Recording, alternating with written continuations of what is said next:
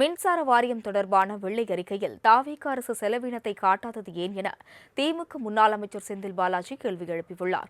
மின்துறை வெள்ளை அறிக்கையை அமைச்சர் நிர்மல்குமார் வெளியிட்ட நிலையில் இது தொடர்பாக சென்னை அண்ணா அறிவாலயத்தில் திமுக முன்னாள் அமைச்சர் செந்தில் பாலாஜி செய்தியாளர்களை சந்தித்தார்.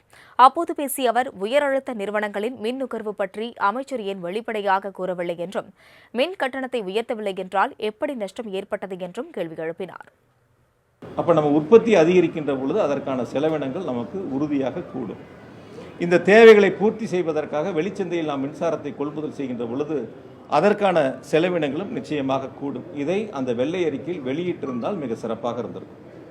எவ்வளவு வருமானம் வந்துச்சுன்னு காட்டினவங்க, எவ்வளோ செலவு வந்துச்சுன்னு காட்டினவங்க, எந்தெந்த வகையில் அந்த வருமானங்கள் வந்துச்சு, எந்தெந்த வகைகளில் அந்த செலவினங்கள் ஏற்பட்டது, இது வெள்ளை அறிக்கையில் இருந்திருந்தால் மிக சிறப்பாக இருந்திருக்கும். அதை தவிர்த்து அவர்களுக்கு வசதியாக மக்களிடத்தில் ஒரு மாற்று கருத்தை முன்வைக்க வேண்டும் என்ற நோக்கத்தோடு அந்த வெள்ளை அறிக்கை தயாரிக்கப்பட்டிருக்கின்றன.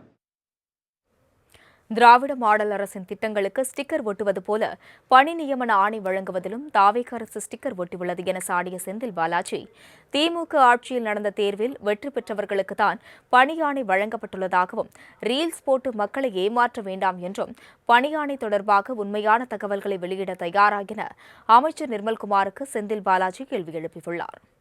இந்த அவர் வெளியிட்ட அந்த ஆணைகள் கொடுக்கப்பட்ட 401 போஸ்டும் கடந்த ஆகஸ்டில் எக்ஸாம் வச்சு, கடந்த ஆகஸ்ட் மாதம் எக்ஸாம் வச்சு தேர்வு செய்யப்பட்டு நேற்று அதுக்கான ஆணைகளை கொடுத்துருக்காங்க. இப்போ தேர்தல் இல்லாமல் இருந்தால் நாங்களே எங்கள் முதலமைச்சர் வச்சு அந்த ஆணைகளை நாங்கள் கொடுத்துருப்போம்.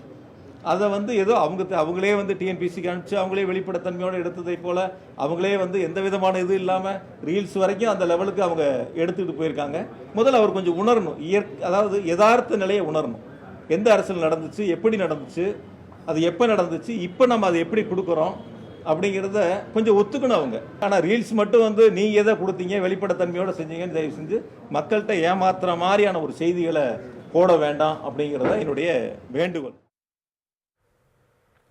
பழைய கடன் பெற்றதற்கு 75,000 கோடி வட்டி கட்டியுள்ளதாகவும் அது வெள்ளை அறிக்கையில் இடம்பெறவில்லை எனவும் குற்றம் சாட்டினார்.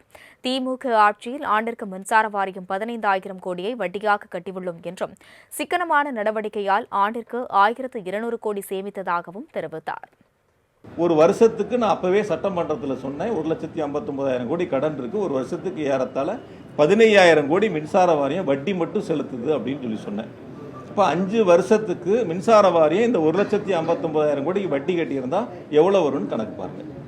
ஒரு வருஷத்துக்கு 15,000 கோடினா 5 வருஷத்துக்கு 75,000 கோடி வட்டி மட்டும் கட்டியிருக்கணும். இது நாங்கள் வாங்கின கடனுக்கல்ல, இதற்கு முன்பாக இருந்த கடனுக்கு செலுத்திய வட்டி.